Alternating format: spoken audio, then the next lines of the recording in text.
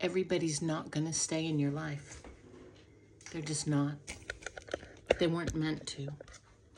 And the part where you decide about yourself based on other people staying or going is a setup in the worst possible way. I noticed this thing where people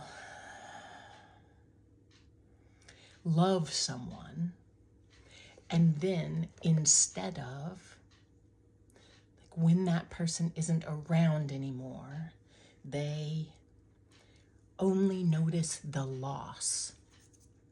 Like they never learned how to be sturdy in themselves so that they could provide for themselves what they kept expecting out of the other people. And in this way, being able to be sturdy in yourself, have something you anchor into, that you belong to the creators of the universe who created you in their image, whatever. When you are hooking yourself into another human and you expect that them staying and you try and get all of your meaning out of them, it's a setup in the worst way. In the worst way.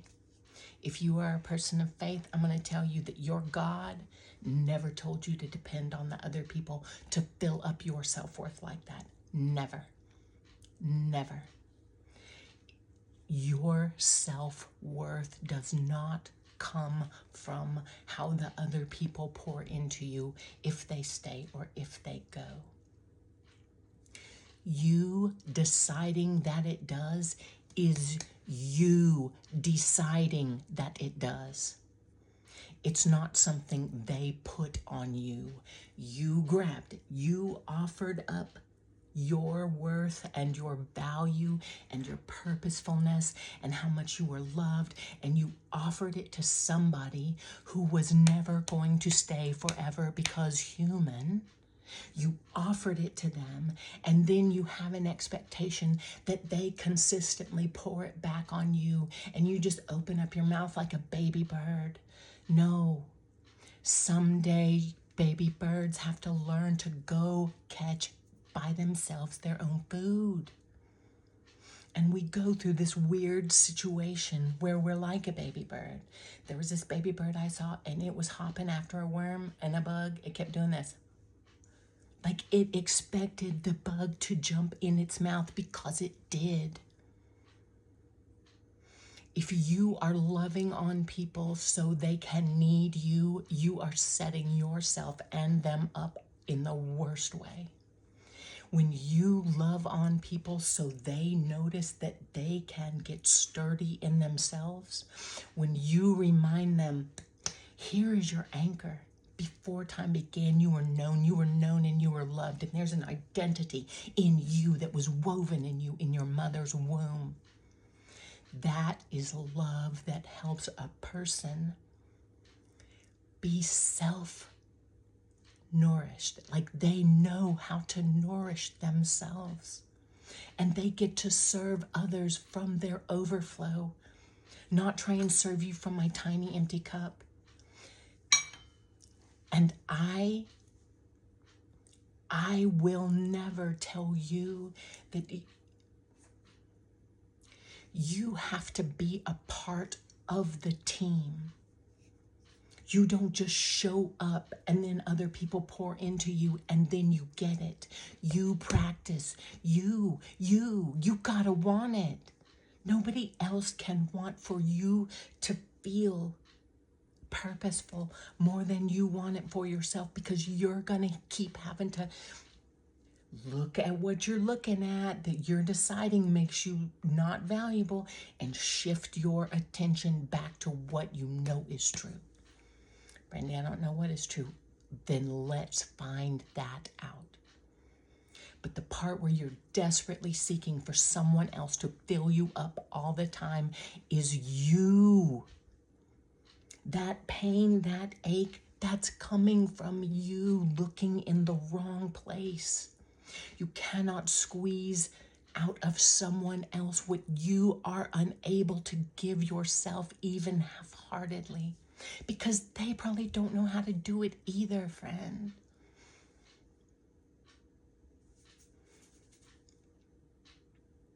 Being human is the best and the worst. It's blood clots and baby toes. It's the most beautiful thing in the world, and rotting corpses, because death, it's all of it. It's all of it. And what I share with you is not how to spiritually get above it. It's how to be in your human. And notice when the enemy is whispering crap to you and you're just gobbling it down. It's true, I'm worthless, I'm alone, I'm awkward, I'm all of these things, and no one likes me, and there's no reason why I should be here. Probably I shouldn't even be here. The enemy lies. Lies. Here's the beautiful thing about free will. You get to choose what you focus on.